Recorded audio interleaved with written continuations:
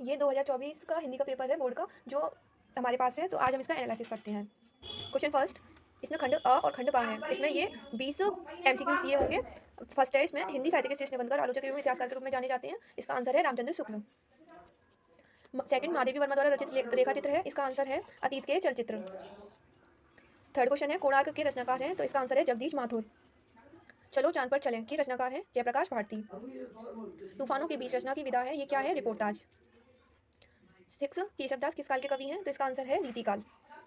भारत भारती के रचनाकार हैं कौन है? मैथिली शरण गुप्त। 8 क्वेश्चन है, भाटिंतु युग की समयावधि है। इसका आंसर है सन 1868 से 1900 ईस्वी तक। सुमित्रानंदन पंत की रचना नहीं है। इनमें पूछ रहा कौन सी रचना नहीं है सुमित्रानंदन पंत की? जो कामायनी है, क्योंकि कामायनी जयशंकर प्रसाद की रचना है। रीतिमुक्त काव्यधारा के कवि हैं। रीतिमुक्त काव्यधारा के कवि हैं घनानंद। हाँ, रघुनंदन प्रेम परीते तुम बिन जियत बहुत दिन बीते। उपयुक्त पंक्ति में कौन सा रस है? इसमें है करुणरस। 12th, जो आंखें सब देखी आंख न देखी जाए। उपयुक्त पंक्ति में कौन सा अलंकार है? इसमें है अनुप्रास अलंकार। सोटा छंद के पहले तीसरे चरण में मात्राएं होती हैं। कितनी मात्राएं होती हैं? 11 मात्राएं। 14, सुगम शब्द में प्रयुक्त उपसर्ग है सु, क्योंकि उपसर्ग आगे जुड़ने पर बनते हैं। नवरत्न में समास है द्विगु समास।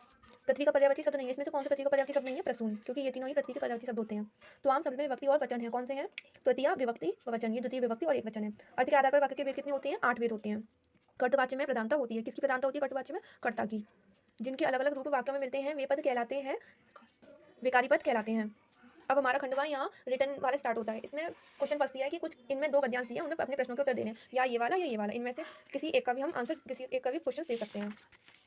सेकंड क्वेश्चन है, इसमें पद्यांश दिया है। आधार पर 3 प्रश्नों के उत्तर दीजिए। इनमें से ये या ये, इन दोनों में से कोई सा एक करना है हमें। अब इसमें संस्कृत का गद्यांश लिखा है, जिसका हमें संदर्भ सहित हिंदी में अनुवाद करना है। या तो ये फर्स्ट वाला या सेकंड वाला, इन दोनों में से हमें कोई एक करना है।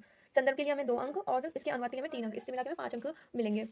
अब फोर्थ क्वेश्चन है, दिए गए संस्कृत पद्यांश का संदर्भ सहित हिंदी में अनुवाद कीजिए। इसमें संस्कृत पद्यांश है, उसका भी संदर्भ सहित हिंदी में अनुवाद करना है। उसके लिए हमें संदर्भ के लिए 2 और अनुवाद के लिए 3 अंक मिलेंगे। इन दोनों में से कोई एक करने हैं। अब अपने पठित खंडकाव्य के आधार पर दिए गए प्रश्नों में से किसी एक प्रश्न को उत्तर दीजिए। जहां भी आपका जो भी खंडकाव्य जो आपकी बुक में है वही आपको करना है। इनमें से भी सब में 2-2 दे रखे हैं, उनमें से कोई एक करना है आपको। लिखा है किसी एक प्रश्न का उत्तर दीजिए। किसी एक लेखक का जीवन परिचय देना है, उनकी एक प्रमुख रचना का उल्लेख करना है, उनसे भी ज़्यादा कर सकते हैं। तो इनमें से 3 है, उनमें से किसी एक का करना है लेखक का। इसमें भी किसी एक जीवन परिचय लिखना है किसी एक कवि का। अब कोई एक श्लोक लिखना है जो इस प्रश्न में ना लिखा हो। अब इन दोनों में से कोई एक एप्लीकेशन या फिर लेटर लिखना है। 9th क्वेश्चन है कि इन 4 क्वेश्चन है, इनमें से किसी 2 के आंसर देने हैं। निम्नलिखित प्रश्न में किसी एक विषय पर निबंध लिखिए। इन 5 दिए हैं, इनमें से किसी एक टॉपिक पर हमें निबंध लिखना है, मतलब ऐसे लिखना है। तो हमारा ये पेपर यही कंप्लीट होता है।